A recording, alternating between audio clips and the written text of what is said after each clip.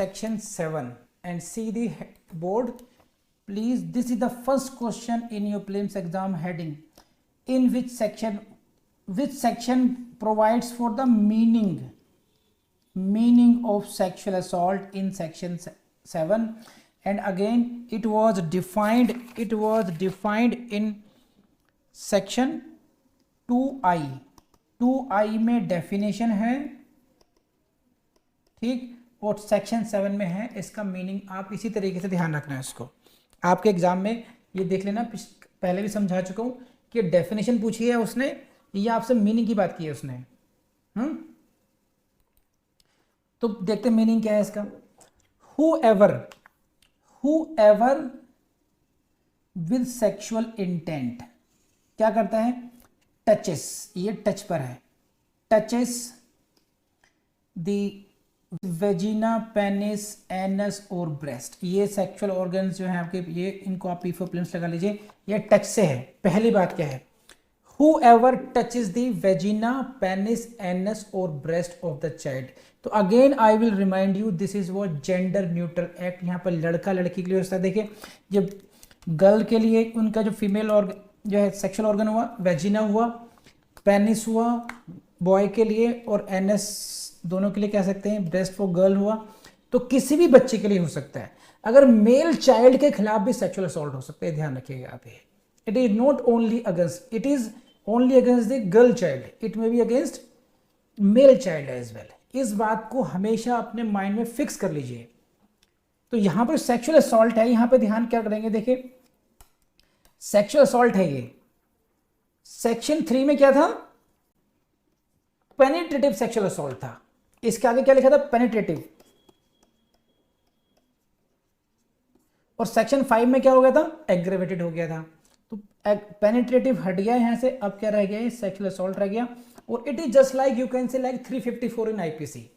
Touching, जो ये organs है इनको टच करना। तो यहां से इतना ही क्वेश्चन आपसे आएगा कि someone touches vagina, someone touches penis, anus और the breast of the child, then what offence has been committed, this will amount to what, sexual assault.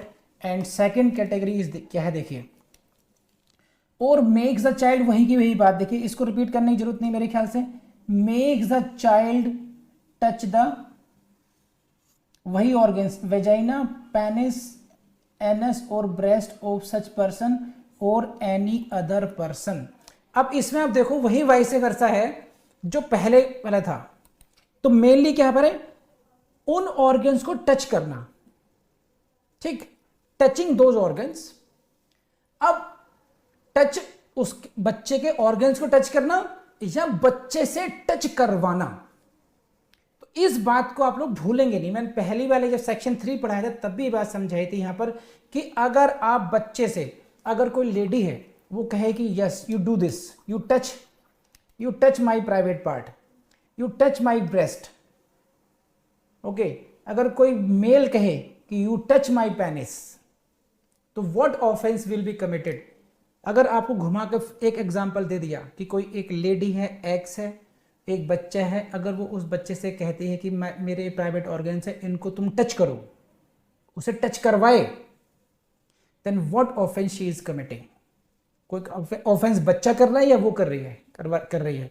तो ध्यान रखना, बच्चा ऑफेंस नहीं कर रहा है, बच्चे से करवाया जा रहा है, इसलिए ही इज द विक्टिम और शी इज द विक्टिम, ऐसा भी हो सकता है।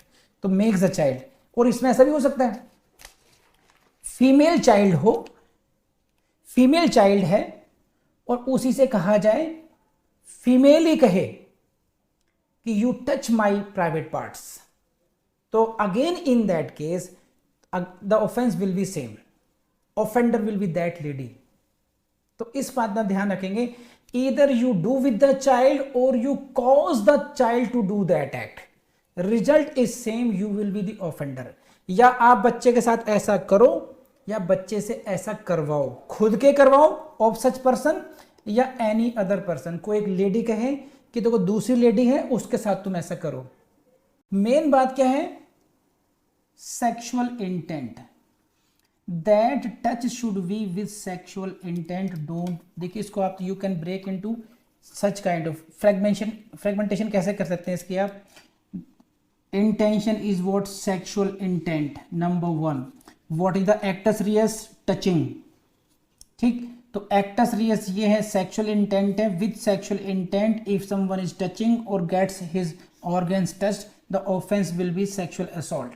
एंड सेकंड पार्ट पर जाइए, और does any other act, does any other act again with sexual intent which involves physical contact without penetration is said to commit the sexual assault, or does any other act which involves physical contact।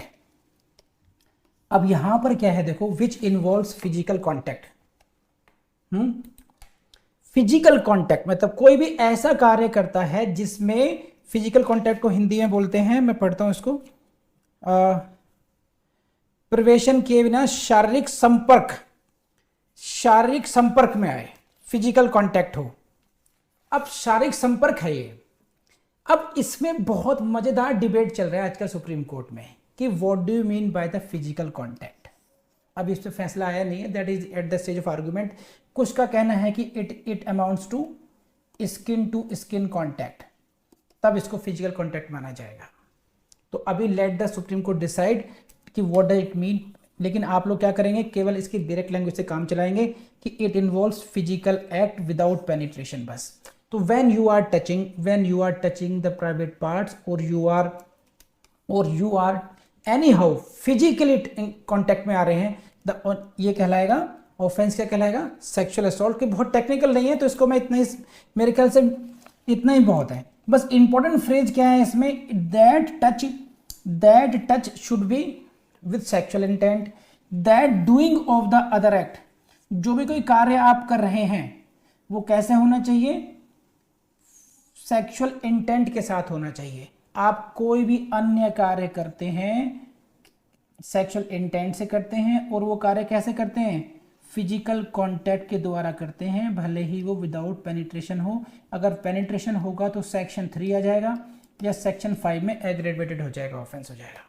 सो ये जो निवेदिता पवार सही कह रही है, skin to skin का जो Bombay high court का आया था, now that is pending in the Supreme court. और 4-5 दिन पहले की ही न्यूज़ है वो, अभी दैट्स उस फाइनल आर्गूमेंट्स के स्टेज में है।